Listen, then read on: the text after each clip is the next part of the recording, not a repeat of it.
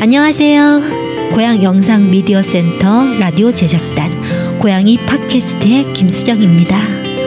지금 이곳은 고향 어울림 누리네 별따기 배움터 2층에 위치한 고향 영상 미디어 센터 제작단 전용 소형 스튜디오입니다. 오늘은 문화예술의 꽃 피울 고향이라는 테마로 문학의 꽃향기 가득한 책방 이듬의 책방지기 김이듬 시인님을 모시고 함께 꽃 피울 고향에 대해서 이야기 나눠보도록 하겠습니다. 김이듬 시인님 안녕하세요. 네, 안녕하세요. 김이듬입니다. 안녕하세요. 귀한 자리에 초대해 주셔서 감사합니다. 와주셔서 감사합니다. 오늘은 고양이 팟캐스트 라디오 제작단 두 분과 함께 셋이서 공동으로 진행하려고 합니다. 우선 MC부터 각자 본인 소개할까요? 안녕하세요. 저는 신앙송 팟캐스트 살며시 한편 살며시를 진행하고 있는 김수정입니다.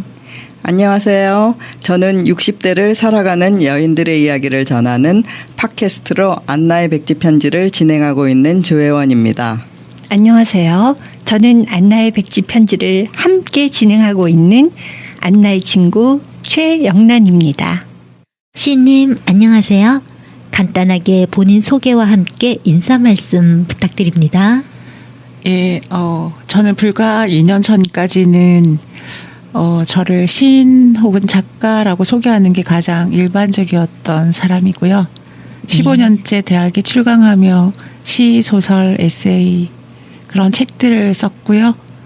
여행을 많이 다녔습니다. 지금은 1인 독립서점 겸 북카페인 책방 이듬의 대표로 주로 책방 언니라고 불리고 있습니다. 네, 책방 언니 반갑습니다.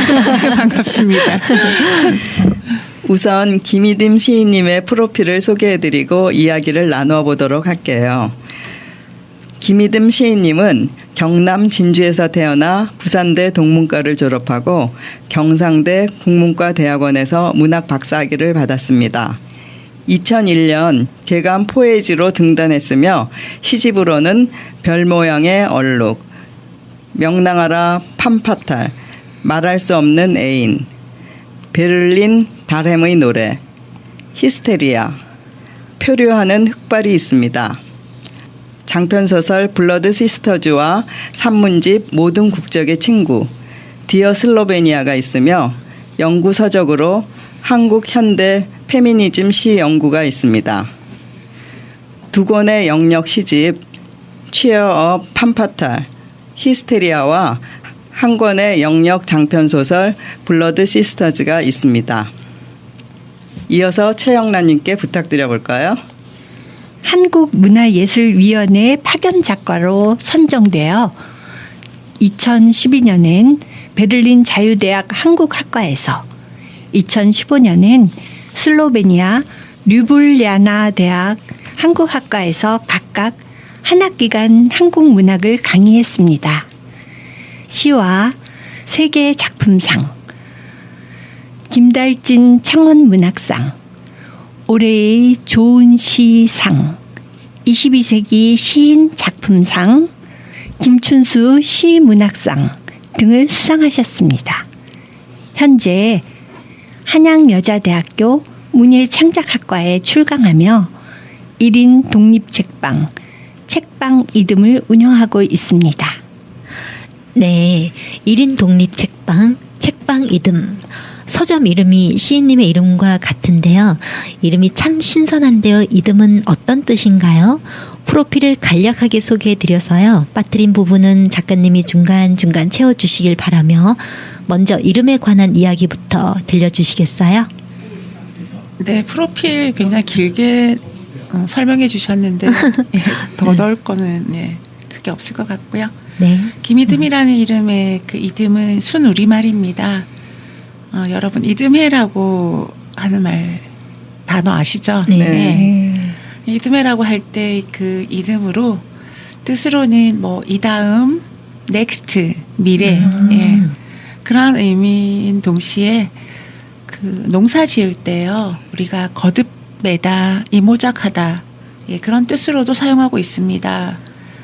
저는 매일 이렇게 눈을 뜨면 오늘이 첫날이다, 새날을 사는 느낌으로 살아보자 하자 이렇게 네, 스스로에게 주문을 걸곤 하는데요. 그런 의미하고도 이듬이 통한다고 볼 수 있습니다. 아, 그런 의미가 있었군요. 이듬 넥스트. 책방 이듬은 그럼 언제 어떤 계기로 문을 열게 되셨나요? 지금 2년이 좀 넘어가는 시점인데요. 몇 해 전에 슬로베니아 유블라나 대학에서 한 학기 동안 한국 문화 강의를 하고 귀국하였는데요. 네. 그중 일산에 사시는 저희 친척 어른을 방문하러 와서 며칠 동안 그 일산에 머물면서 호수공원을 산책하곤 했습니다.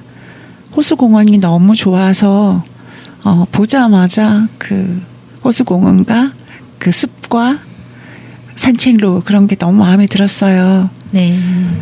여기서 좀 많은 시간을 보내고 싶다 그런 생각을 하던 참에 문득 유블라나에서 자주 가던 그 시절에 학교 바로 앞에 있었던 북카페 겸 서점이었던 바라북이 떠올랐어요. 그 서점 겸 북카페에서 제가 책도 많이 읽고 또 그 나라의 작가들과 대담도 하고 그랬던 곳이거든요. 네.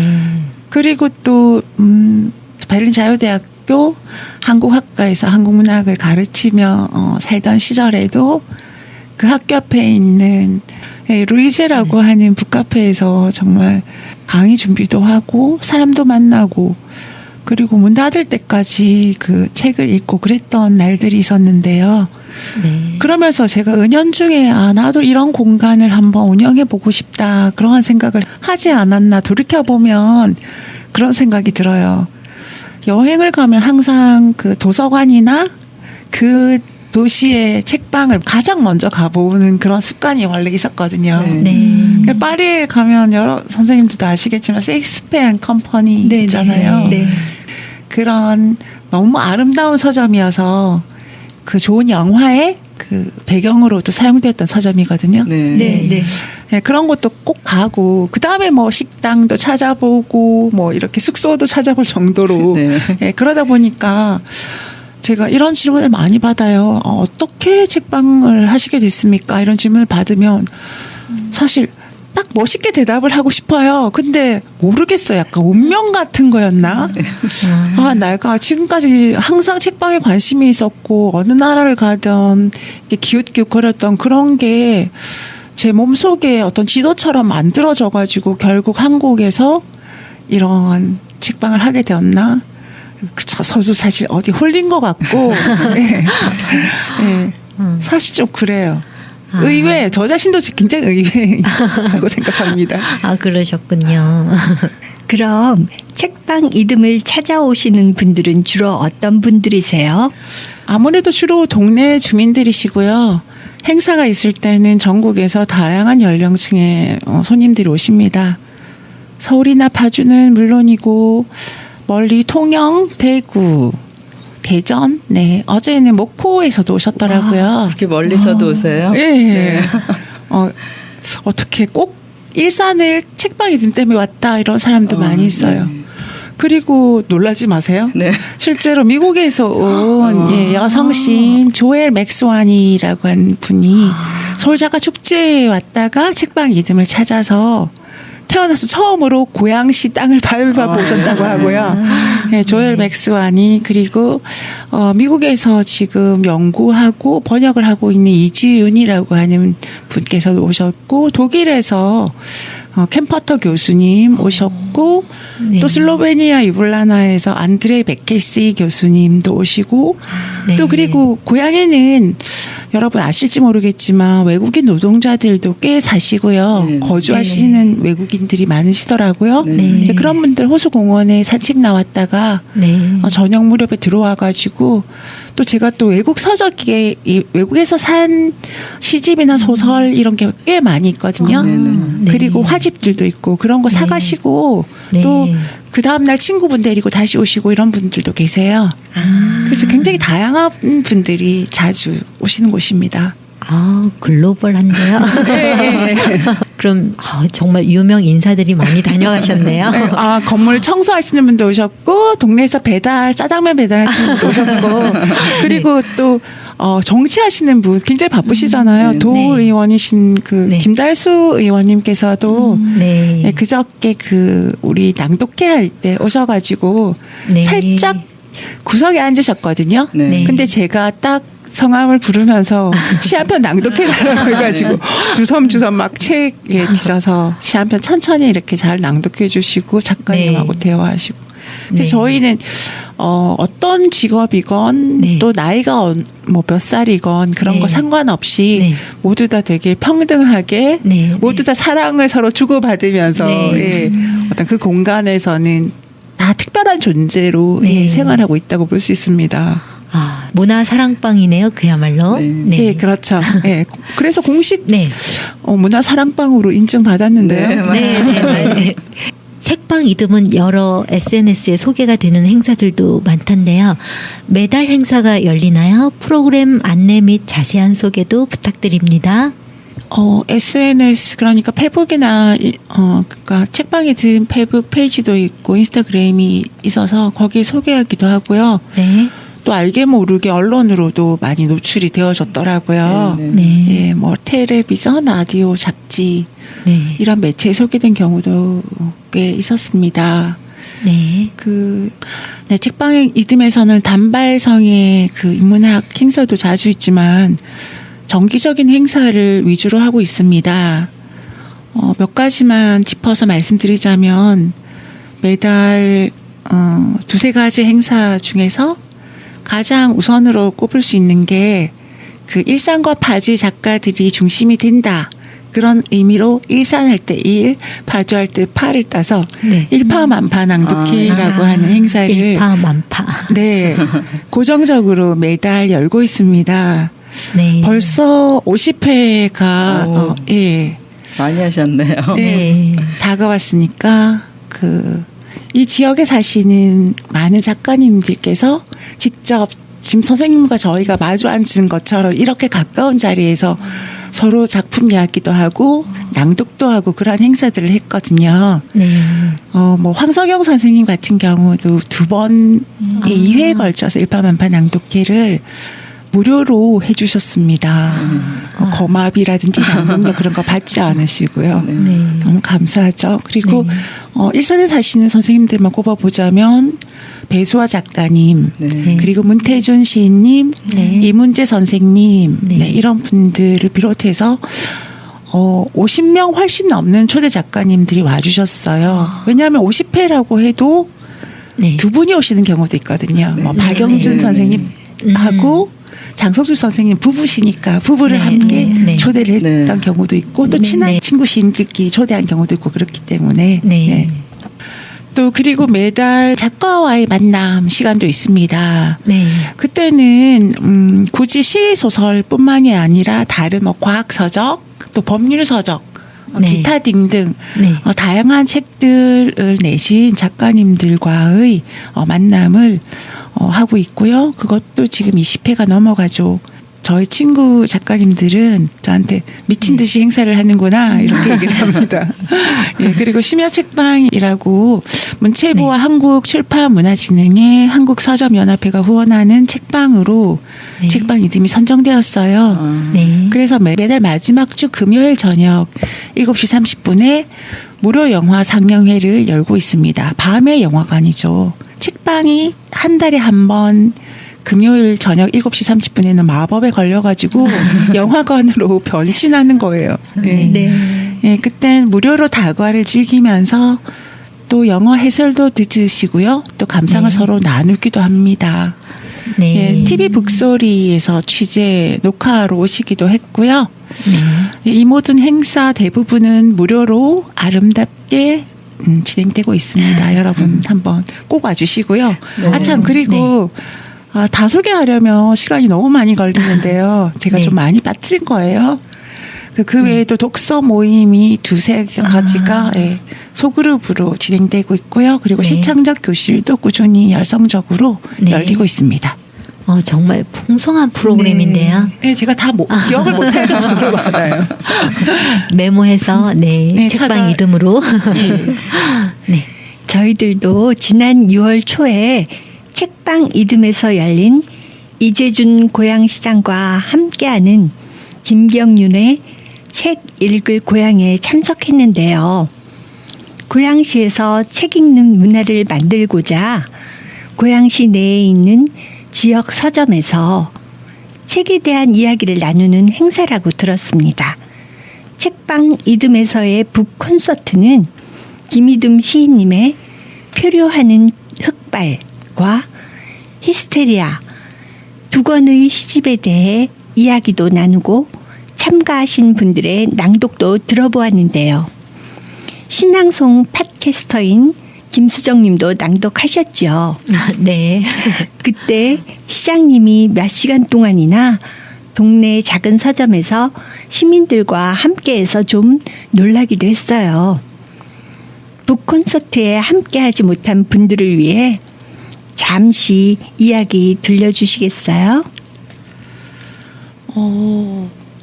그때 그 이재준 시장님께서 제가 처음 안 사실은 그분께서 시집을 내신 시인이라는 네. 걸 예, 처음 알게 됐어요. 평소에 책을 많이 읽으신다는 것 정도는 알고 있었는데 그래서 시에 대한 어떤 감각이나 이해력 그런 게 굉장히 남다르셔서 깜짝 놀랐습니다. 그리고 책방에 왔던 다른 손님들 말씀으로는 고향 시장님이신데 그냥 홀홀단신 오셔서 시민들하고 어울려가지고 이야기 나누는 거 보고 굉장히 감동적이었다. 네. 왜냐하면 경호원이나 수행원, 수행원 전혀 없이 네. 예, 그냥 평범한 그냥 시민의 한 사람으로 와주신 점이 저도 인상적이었고요. 그리고 김경윤 작가님과 이재준 시장님께서 지금 계속 진행하고 있는 그 고향 지역의 작은 책방 순회 행사는 굉장히 의미심장한 것이거든요. 왜냐하면 작은 책방은 지금 사라질 위기에 항상 직면해 있는 것이고 아무래도 많은 사람들은 찾기 쉬운 큰 책방 혹은 인터넷 서점으로 가기 쉬운데 두 분께서 이렇게 일산 고향 지역에 작은 책방들을 한 곳 한 곳 뚜벅뚜벅 방문해서 좋은 책을 선정한 것에 대하여 이야기를 나누고 또 그 책을 보급하기도 하고 그러한 어떤 독서 문화를 만들어가는 그런 일은 저로서는 정말 솔직히 깜짝 놀랄 만한 일이었어요. 네. 예. 네. 그래서 한 번 더 그런 행사를 책방에서 한번 열어보면 어떨까 그런 생각도 했었고 사실 제 작품을 이재준 시장님이나 김경윤 작가님께서 읽어주실 때는 너무 쑥스러워가지고 쥐구멍에 숨어야 되겠다 이런 생각이 들 정도였습니다. 예. 저는 올해 고향문화재단에서 진행하는 나도 작가가 될 수 있다 프로그램에 참여하고 있는데요. 시인님은 그 프로그램의 멘토로도 함께하고 계세요. 저는 책방 이듬이 집에서 가까워 멘토 선생님으로 김이듬 시인님을 1순위로 썼는데 아쉽게도 다른 선생님으로 배정받았어요. 그러셨어요? 그래도 멘토 선생님과의 만남을 책방 이듬에서 가끔 해서 그동안 책방 이듬을 몇 번 방문했습니다. 그러셨죠. 제가 책방 이듬을 알기 바로 직전에 유한진 시인님도 오셔서 직접 시 낭송도 하고 소중한 말씀도 많이 들려주셨다고 해서 아쉽기도 했습니다. 그때 이야기도 좀 들려주시겠어요? 그러셨군요. 조금만 더 일찍 가셨으면 네. 같이 시간을 보냈을 텐데 아쉽네요. 그날은 유한진 선생님은 제 43회 일판만파 낭독회 초대 작가로 오셨었고요. 네. 저희가 보통 그 일판만파 낭독회는 7시 혹은 7시 30분에 시작하는데 제가 이제 행사를 준비하려고 이런저런 책방에서 청소를 하고 있는데 전화벨을 울렸어요. 5시도 되기 전인데 유한진 선생님께서 정발산역 지하철역에 내렸다. 네. 여기서 어떻게 찾아가면 되겠냐 그러시는 거예요. 네. 근데 보통 작가님들은 일찍 오셨네요. 행사 시작하기 한 10분 전 이렇게 네. 오시는데 2-3시간 전에 오신 거예요. 그래서 선생님 어떻게 이렇게 일찍 오셨어요? 그랬더니 같이 저녁이나 먹자 그러셔가지고 제가 막 헐레벌떡 뛰어가가지고 선생님 딱 멀리서 보니까 이렇게 양손에 무거운 걸 들고 이렇게 두리번 거리는 범상치 않은 미모의 예, 여성분이 계셔서 유한진 선생님 하고 부르니까 선생님께 돌아오시는데 가방에 선생님 시집 절판된 시집들 네. 잔뜩 넣으시고요. 또 왼손에는 저한테 줄 예쁜 선물들 가득해가지고 산타클로스 할머니처럼 예, 이렇게 들고 오신 거예요. 손목도 네. 얼마 전에 좀 다치셨다고 들었는데 그래서 저는 진짜 눈물이 이렇게 말칵 쏟아지려고 하는 걸 겨우 참았거든요.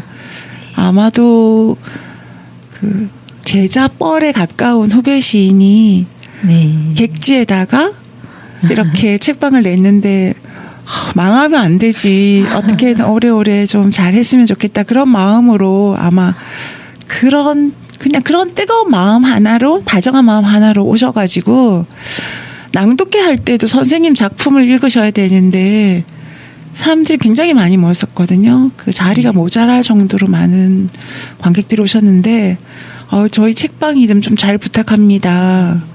와. 그 해방 직후에 박인환이라고 하는 시인이 네.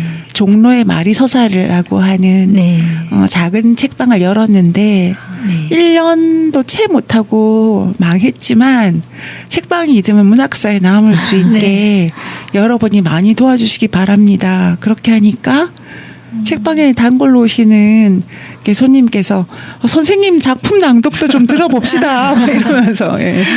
그래서 모두 막 까르르 웃고 되게 그 감격적이고 재미있는 시간을 보냈었어요. 언제 제가 은혜를 갚을 수 있을지 참 걱정이네요. 듣고 있는 저도 뭉클해져가지고 눈물이 말칵 쏟아지려고 그러네요. 감동이네요. 네.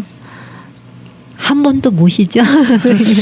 네, 근데 저희 이제 책방 이듬해 그 행사들이 좀 더 많이 알려지니까 어떤 작가님은 저희 나 책방 이듬해서 한번 행사 한번 해보면 안 될까? 이렇게 말씀해 주시는 네. 분도 있어서 네. 예전에는 섭외하려면 이 선생님한테 전화를 어떻게 하지? 아침에 할까 하다가 자신 없어. 저녁에 내일 해야겠다. 이렇게 하면서 선생님들 모시긴 모셔야 되는데 낭독료라든지 뭐 여비도 제대로 못 드리는데 모실 수가 없어서 맨날 이렇게 힘들었는데 지금은 작가님들께서 와서 한번 해보고 싶다는 그런 반응까지 있어서 너무 감사하고 예. 잘 됐네요. 예, 용기를 내서 하고 있다고 네. 볼 수 있습니다. 네. 언제 사라졌는지 어느 날인가 현대백화점 킨텍스점 내에 있던 대형 서점 반덴 루니스가 없어졌더라고요. 물론 그 대신은 아니지만 교보문고 일산점이 생기긴 했지만요. 대형 서점뿐만 아니라 작은 서점들도 하나둘 사라져가고 있는데요. 책방이든 1인 독립 책방으로서 경영에 어려움은 없으신지 그 말씀도 한번 들어볼까요? 어려움이 왜 없겠어요. 예. 근데 이제 계속 어렵지만 어렵다 하면 이제 땅속으로 쓱쓱쓱 묻혀질 것 같아가지고 제 자신이 네. 어렵지만 기운을 한 번 더 내보자 이런 네. 마음이고 경제적인 어려움도 그렇지만 1인 독립 책방이니까 그 화장실이 제가 네. 책방에 있는 삼성 메르헨 하우스 네. 화장실에 가려면 이렇게 통하지 않아요. 네. 여기 그래서 이제 화장실에 갈 때도 문을 딱 잠그고 저 화장실에 갑니다. 1분 내로 올게요. 어디 가지 마세요. 기다려줘. 이렇게 써붙이고 화장실 갔다고 이렇게 제가 시작을 네. 했거든요. 근데 네.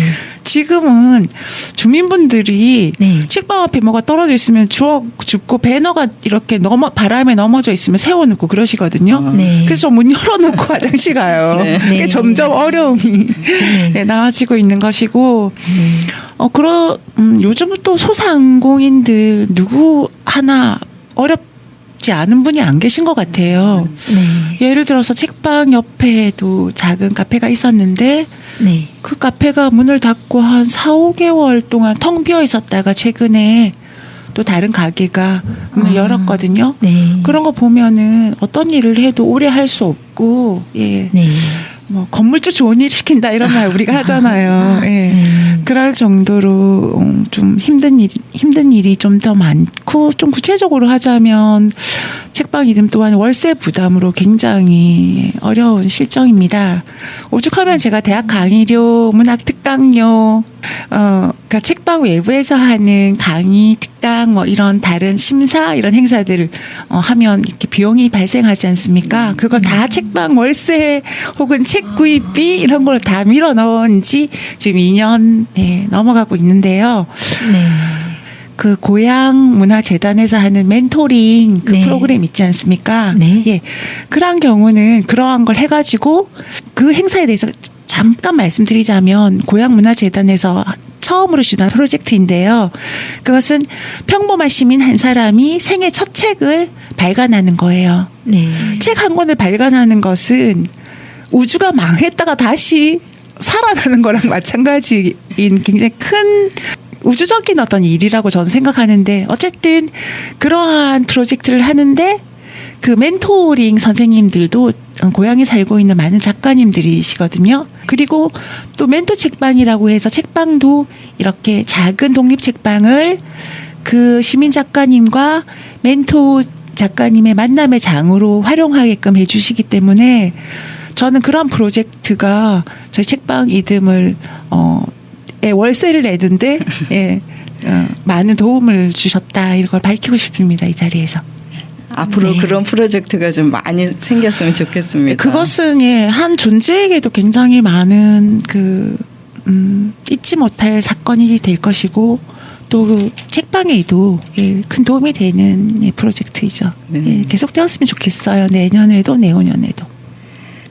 책방 이듬이 2019년 동네 책방 문화사랑방 서점에 선정되었다고 들었습니다. 축하드립니다. 감사합니다. 지역문화진흥원의 지원을 받아 앞으로 진행될 문화사업에 대해서도 들려주세요. 네, 선생님. 말씀하신 대로 책방 이듬은 2019년 동네 책방 문화사랑방 서점으로 선정되었고요. 아마 고향 지역에서는 유일하거나 혹은 하나 더 있거나 아마 그럴 거예요. 모든 책방에 주는 그러한 어떤 메리트는 아닌데요. 저는 이 문화사업 정책이 좀 더 많은 동네 책방에 널리 닿았으면 하는 게 제 바람입니다. 네. 모든 책방은 다들 책과 문화, 이런 문학으로 동네나 골목을 변모시킨다는 그런 어떤 희망, 그런 신념을 가지고 어려운 책방 일들을 묵묵히 해나가고 있거든요. 네, 그래서 그런 희망이 있고요. 이렇게 문화체육관광부에서 주최하고 지역문화진흥원에서 주관하는 동네 책방 문화사랑방 행사는 저희 책방 이듬에서는 호숫가 낭독회라는 이름으로 저녁에 시민과 작가가 함께 낭독하고 토크를 병행하고 하는 그런 문학 행사로 진행하고 있습니다. 네. 지역에 시인이 운영하는 책방이 있어 품위 있게 동네 문화 사랑방의 역할을 해주는 것 같아요. 호수공원 맞은편 대로에 자리한 책방 이듬을 처음 방문했을 때 편안하고 기분이 좋다는 느낌이 들었어요. 친근해 보이는 나무 책장에 가지런히 꽂힌 책들과 여느 책방에서 볼 수 없었던 천정의 고전적인 조명이 아담하면서도 고급스러운 분위기였고요. 인테리어에 신경을 많이 쓰셨나 봐요. 시인님의 의도인가요? 어떤 분위기를 연출하고 싶으셨는지 궁금해요. 네. 아담하면서도 고급스러운 분위기라는 말씀을 하셨는데요. 실제로는 인테리어에 투자한 돈이 거의 없습니다. 어머. 네, 청소 열심히 했어요. 네. 오시는 분들 호흡기 좋지 않을까봐 저 매일매일 청소하고 닦고 이렇게 무릎을 거의 꿇고요. 예, 이렇게 빡빡 닦고 있고요. 사실 별다른 공사도 하지 않고 전등도 재활용을 했거든요. 단지 책상은 좀 크고 튼튼한 걸로 골랐는데 그 이유는 오래 앉아서 책을 읽어야 된다거나 거기서 타이핑을 한다거나 할 때 그렇게 글을 쓰시는 분의 피로감이 좀 덜했으면 좋겠다 하는 바람이었고요. 아무래도 서가의 책들이 보통 책들은 되게 아름답잖아요. 작고 표지도 예쁘고 또 인쇄된 어떤 활자들도 아름답고 그러다 보니까 서가의 책들만 제대로 꽂아놔도 그 책들이 분위기를 자연스럽게 만들어주는 것 같아요. 네. 호수공원이 내다보이는 그 창이 큰 창이 있지 않습니까? 그쵸, 선생님? 그래서 그렇게 그 큰 창으로 보이는 푸른 숲 그리고 비가 오면 그 빗소리 이런 게 인테리어를 다 완성을 해주기 때문에 예. 특별한 거는 하지 않았고 노을이 질 때 그렇게 붉게 이렇게 저녁 시간을 제가 누릴 때는 이런 시간 때문에 책방을 내가 열심히 지키고 있나 그런 생각이 들 때가 있었습니다. 네. 비 오는 날 그리고 노을 질 때 눈 오면 눈 많이 쌓이거든요. 눈 많이 오는 날 꼭 책방 이듬해서 저희 막 환호성지라고 그래요. 그리고 그 고향 그 호수 축제 할 때 있잖아요. 꽃 축제 할 때 꽃 박람회 할 때 폭죽이 빵빵 터지는 것도 책방 계시는 손님들이 잠깐 이렇게 대롱대롱 매달려서 보시고 다니는 거예요. 그래서요. 재밌어요. 아주 전망 좋은 책방인데요. 네, 맞습니다. 네. 시인님, 책방 이듬을 운영하시면서 아까 말씀하신 대로 시집뿐만 아니라 외국 서적도 많다고 하셨잖아요. 네. 늘 책과 함께 하실 텐데요. 곧 독서의 계절, 가을이 다가오고 있습니다. 책을 읽으면 삶이 달라진다고 표현하신 걸 들었는데요. 독서의 좋은 점이라고 할까요? 시인님의 생각을 좀 더 자세히 들려주시길 바랍니다. 독서의 좋은 점, 사랑의 좋은 점 이런 것처럼 진짜 어렵고 각자 그 입장이나 생각이 다를 텐데 일단 김수영 MC님께서 말씀하신 것처럼 가을이 독서의 계절이냐 하면 출판계 쪽에서 낸 통계를 보면 책이 거의 잘 안 팔리는 계절이 가을이에요. 네. 그런가요? 왜냐하면 이렇게 그 낙엽을 찾아 혹은 날씨가 워낙 좋으니까 소풍 가기도 좋잖아요. 그래서 이리저리 떠나시기도 하고 쾌적한 어떤 공기도 있고 그러니까 사람들은 책보다는 자연을 보러 떠나고 여행. 그렇다고 제가 들었어요. 그럼 어느 계절이 가장 오히려 혼자서 딱 읽기 좋은 여름에 에어컨 밑에서 읽는다든지 겨울에 제가 알기로는 가을이 사색의 계절이긴 할지 모르겠는데 그렇다는 이야기를 들었고요. 그럼 이제 그 출판사에서 이걸 바꿔줘야겠는데요, 그렇죠? 근데 이게 정확한 거 아니기 때문에 사실 근데 저도 그 얘기를 어디선가 읽었고 그렇겠다. 저도 가을에는 그럴 수도 있겠네요. 낙엽, 노을 그러면서 센치해지잖아요, 조금. 그러면서 이렇게 글을 많이 쓰고 뭔가 많이 산책해 보게 되고. 뭔가 이렇게 몰두해서 책을 읽기는 조금 어려웠던 것 같아요. 지금까지 시간들을 돌이켜보면. 어쨌든 헛소리 좀 많이 했고요. 책 같은 경우는 책을 왜 읽느냐. 선생님 그런 질문이신 것 같은데 저는 항상 이렇게 읽다 보니까 왜 읽는지 사실 좀 많이 잊어버렸거든요. 그러니까 밥을 항상 먹으니까 밥을 왜 먹나? 배가 고파서 먹는 것처럼. 어쨌든 굉장히 자연스러운 행위인 것 같아요. 배가 고파서 밥을 먹고 호흡을 하다가 갑자기 공기가 없으면 호흡이 멈추겠지만 책을 항상 옆에 있으니까 숨을 쉬는 것처럼 읽고 밥을 먹는 것처럼 보고 그렇게 하는 것 같은데 갑자기 이런 질문을 받아서 생각이 떠오르는 것은 책은 고독한 사람에게는 연인이고 친구예요. 너무 멋있는 말이네요. 아니 사실 그렇지 않나요? 고독한 어떤 존재가 책마저 없으면 뭘 하면서 돈도 없고 돈도 없다. 고독하다. 그런데 뭘 할 수 있을까요? 근데 갑자기 그 사람 옆에 책이 한 권 있다. 그러면 그것이 여행서적이면 그 책을 통해서 비행기 티켓도 끊지 않고 이집트로도 가고 네. 인도로도 가고 막 선생님 얼마 전에 다녀오셨다는 괌도 가시고 예, 그런 거잖아요.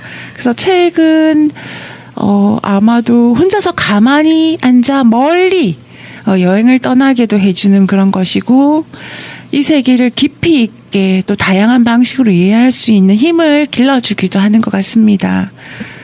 책을 많이 읽다 보면 나 자신이라고 하는 이런 굴레랄까 이런 껍질에서 벗어나서 나 앞에 사람, 내 옆에 사람 혹은 내 뒤에 있는 사람 저 모서리에 서 있는 사람 이런 어떤 타인을 향해서 점점 기울어지고요. 그들마저 이렇게 사랑할 수 있게끔 하는 마음을 이렇게 만들어주는 어떤 묘약 같은 것 그것이 책이 아닐까 그런 생각이 들어요. 네. 고독하신 분 책방 이듬으로 오세요. 어서 오세요. 네. 시인님은 여러 권의 책을 내셨는데요. 그중에 저는 산문집 모든 국적의 친구와 디어 슬로베니아를 재밌게 봤습니다. 여러 장르를 넘나들며 집필 활동을 하고 계시는데 시인님의 책 이야기와 함께 다가오는 이 가을 고향 시민을 비롯한 전국의 고향이 팟캐스트 청취자 여러분께 시인님의 권장 또는 추천 도서도 소개 부탁드립니다. 예, 질문이 뒤로 갈수록 좀 어려워지고 있는데 저는 시집을 굉장히 많이 냈더라고요. 제 또래 혹은 비슷한 시기에 등단한 사람보다 책을 굉장히 2배 가까이 3배 가까이 냈는데 총 10권 좀 넘으니까요. 번역서나 뭐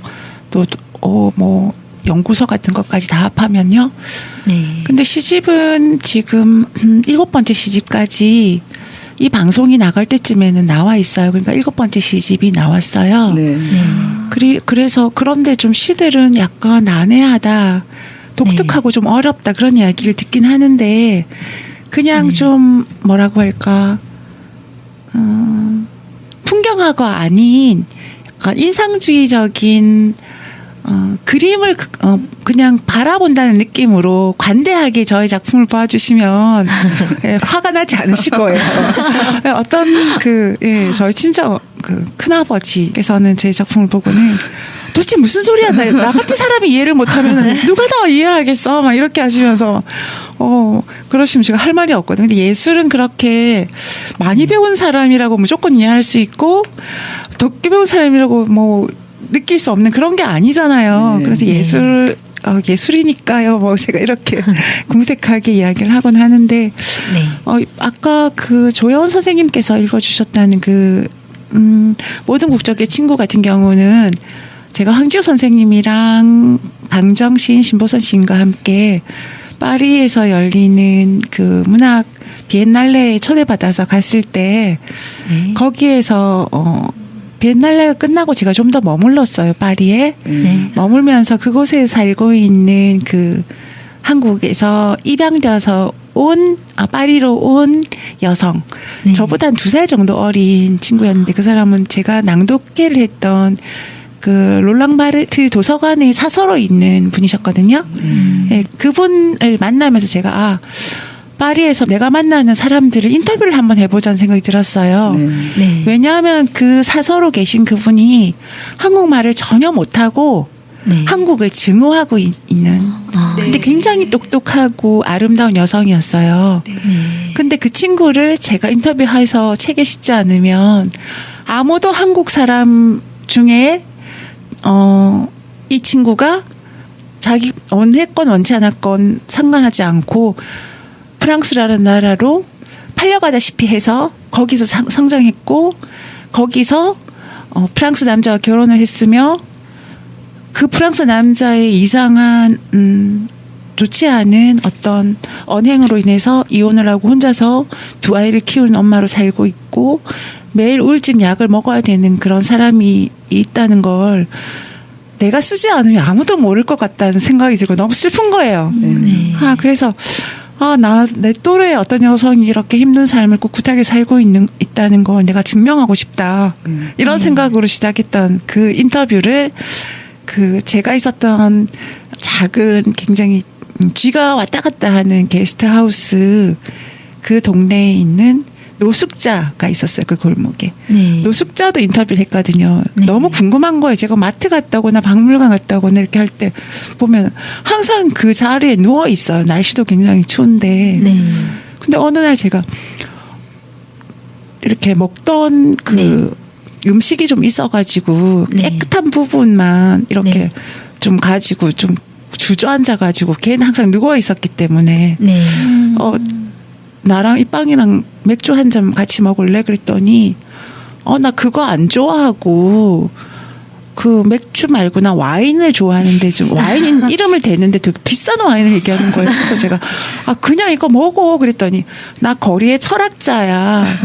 먹는 것도 생각을 구성하게 해. 막 그러는 거예요. 그래서 진짜 이상한 인간이다 생각하고 그 친구도 인터뷰를 했었거든요. 그리고 네. 파리에 있는 이날코 대학교에 계시는 한국문학 가르치시는 선생님도 그 인터뷰했고 또 파리 8대학의 수학 과목 완전 프랑스 부모님이 원래 프랑스인이다 이런 사람 있잖아요. 네네. 파리시에 네네. 그런 사람 인터뷰했었고 그리고 제가 갔었던 그 파리에서 가장 커피가 맛있는 카페 바리스타. 네. 예, 굉장히 미소가 굉장히 독특한 청년이었어요. 그래서 네. 파리지행 인터뷰하고 더블 베이스 연주자 네. 예, 또 인터뷰 이렇게 해서 만든 책이 모든 국적의 친구라는 네. 그 산문집이고 제 책 소개를 너무 길게 했어요. 제가 얘기하다 보니까 그 사람들이 떠올라가지고 네. 좀 살짝 빠졌었는데 네. 예, 그런 책이고 또 그 디어 슬로베니아 같은 경우는 제가 한국문화예술위원회에서 매년 파견 작가를 다른 나라에 네. 한국 문학을 전파하라고 보내주는 그런 케이스의 그 선발 제도가 있거든요. 네. 근데 거기에 제가 되어가지고 슬로베니아 유블라나 대학에서 100일 넘게 네. 그 학생들과 만나고 강의를 하고 그렇게 했었거든요. 네. 근데 그때 갔을 때가 겨울에 가서 그러니까 늦가을에 가서 그 겨울을 지나고 봄이 올 때쯤 한국을 네. 돌아왔는데 눈도 굉장히 많이 오고 여행자들이 거의 없는 네. 그런 시기에 네. 제가 거기서 살게 된 거잖아요. 네. 네. 그러니까 너무 춥고 막 외롭고 그러니까 썼던 일기 겸 약간 그 슬로베니아라고 하는 많이 알려지지 않은 나라에 대한 어떤 안내서 네. 같은 게 네. 디어 슬로베니아이고 네. 제가 그래서 거기서 글을 쓰고 나올 쯤에 그 유블라나 시내에 뭔가 이제 한국에 가져갈 선물을 사러 이제 나왔었거든요. 근데 너무 멋있는 사람들이 왔다 갔다 하는 거예요. 보니까 조인성이랑 그 고현정 어머. 네. 이런 사람들이 이렇게 왔다 갔다 해요. 그래서 제가 내가 지금 무슨 꿈을 꾸고 있지 하면서 눈을 싹싹 비비면서 봐도 그런 거예요. 근데 어떤 그 카메라 드신 분이 그쪽에 누구 한국 사람이에요 그러면서 저한테 이쪽으로 와보세요. 시간이 있어 이렇게 지나가는 사람 한번 뭐 이런 식으로 얘기를 하시더라고요. 근데 그날 제가 그 다음 날에 그 한국으로 와야 되는 날이었고 그분들은 막 이제 와서 이제 장소에 한번 이렇게 찾아보는 어디서 네. 드라마를 찍으면 좋을까 하고 그래서 네. 그런 그 무슨 드라마 촬영차 오신 분들이었던 것 네. 같아요. 예. 그런 어떤 에피소드가 있었던 책이 디어 슬로베니아라는 책입니다. 그리고 제가 이야기를 하다 보니까 도서를 좀 권장 추천 도서를 저한테 소개해달라고 하셨는데요. 제가 제 책 자랑하느라 좀 정신을 잃고 네. 이런 기회가 별로 없어서 제가 네. 이렇게 정신을 잃었는데 사실 권장 추천 도서는 굉장히 조심스러운 것 같아요. 네. 왜냐하면 제가 책방에서 지금 50여 회 이상의 낭독회를 했고 정말 7, 80명에 가까운 작가님들을 만났는데 제가 여기서 누구 책 이렇게 하면 그분들이 아마 저를 김희든 너 그럴 줄 몰랐어 이러실 수도 있고 바꿔서 저도 뭐 신문에 제가 아는 어떤 뭐 후배 시인이 추천한 책 이런 거 나올 때 보면 좀 살짝 너무 베스트셀러 위주로 몰아가면 책은 좋은 게 아닌데 이런 생각이 들 때가 있거든요. 네. 그래서 제가 꼭 한번 짚어드리고 싶은 거는 가을 겨울에 시집 한권씩 우리나라의 네, 시인이 네. 전 세계에서 가장 시인이 많은 나라일 거예요. 그래서 네. 한국은 앞으로 훨씬 더 사람 살기 좋은 나라가 될 것 같아요.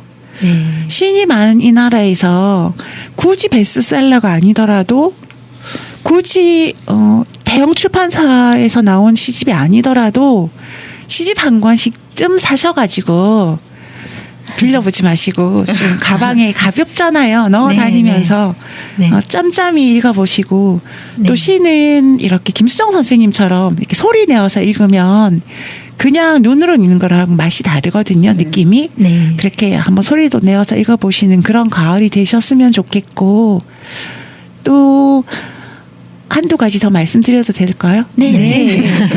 그 멘토링 이번에 고향문화재단에서 그 멘토링 하는 나도 작가가 될 수 있다 프로젝트 했잖아요. 네. 그리고 책이 곧 나와요. 그러니까 저 이 방송이 나갈 쯤에는 이미 나왔을 거예요. 20권 네. 이상의 책이 나와요. 25명 정도 되시는 분이 책을 내시는 걸로 제가 알고 있는데 그분들 책도 꼼꼼히 좀 읽어주는데 이웃이 쓴 책이에요. 네. 내가 같이 갔던 무슨 식당에 네. 그래서 같이 스쳤을지도 모르는 나의 네. 어떤 내 주변의 인물이 낸 평범한 사람이 낸 책들에 대해서 관심을 가져주시고 그 책들이 혹시 나오지 않았나 살 수 있지는 않았냐 관심 좀 가져주시면 좋겠고요. 네. 그리고 책방 이듬 홍보차 말씀드린다고 오해하시지는 마시고요. 의리로 말씀드리는 건데 책방 이듬에는 책방 이듬이 생기고 한 달, 두 달 정말 힘들었거든요. 네. 예, 석 달 때, 넉 달 때 계속 좀 힘들었는데 저 혼자서 하다 보니까 제가 탈모가 올 정도로 어머. 매일 코피를 흘렸거든요. 손님들에게 책을 이렇게 권해주다가도 코피가 나가지고 그 개수대 가서 세수를 다시 해야 되고 화장이 싹 번지고 머리도 다 계속 빠져가지고 제가 원형 탈모에 관한 시도 썼어요. 그럴 정도로 동그랗게 네. 빠져 있었거든요. 그러니까 스트레스 때문에. 근데 그쯤에 책방을 많이 도와주신 분들이 회원이 있으세요. 네. 그런데 책방 이듬 회원으로 해서 한 달에 10,000원 정도 이렇게 보내주시고 네. 또 저한테 책도 추천을 한 권 받고 이러시는 이런 어떤 구체적인 프로그램 이야기는 제가 굳이 안 드리겠지만 지금은 네. 그 제도를 제가 거의 없앴거든요. 네. 근데 지속적으로 해주시는 선생님들은 계속 계세요. 네.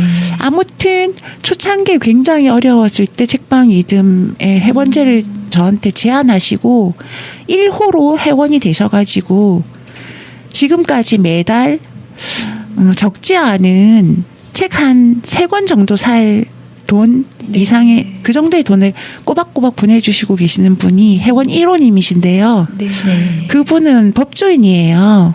네. 또 KBS 라디오 방송에 그 법에 대해서 상담이나 또 이런 이야기들 하시고 또 칼럼도 쓰시는 그분이 쓴 책이 있는데 그 책을 제가 여기서 네. 좀 소개를 시켜드리고 싶은데 괜찮을까요? 네. 네.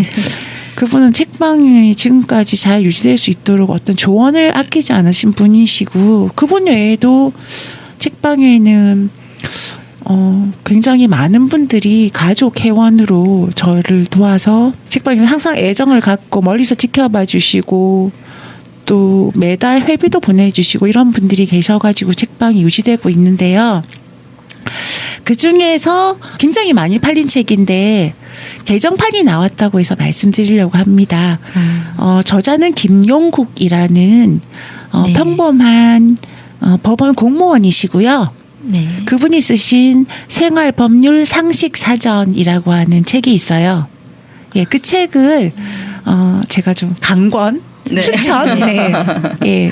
왜냐하면 책방 이듬에 가족 네. 회원이시니까 네. 말씀드리고 싶고 그리고 다른 책방 이듬에 온 작가님들의 성함을 한 분 한 분 다 부르려면 시간이 굉장히 많이 걸리는데 문학을 좋아하시는 분은 시집을 한 권씩 사주셨으면 좋겠고 그것이 아니고 난 시라면 너무 이제는 좀 안 읽고 생활 실용서를 읽고 싶어. 그렇다면 네, 이런 법률 상식책 정도 하나 집에 가지고 계셨으면 좋겠다 하는 게 제 바람이고요. 최근에 제가 읽었던 책 2권 기억이 나는데 말씀드리자면 파블로 네루다의 질문의 책이라는 책과 그리고 숨결이 바람 될 때라고 하는 그 중년의 여성이 죽어가면서 쓴 책이었어요.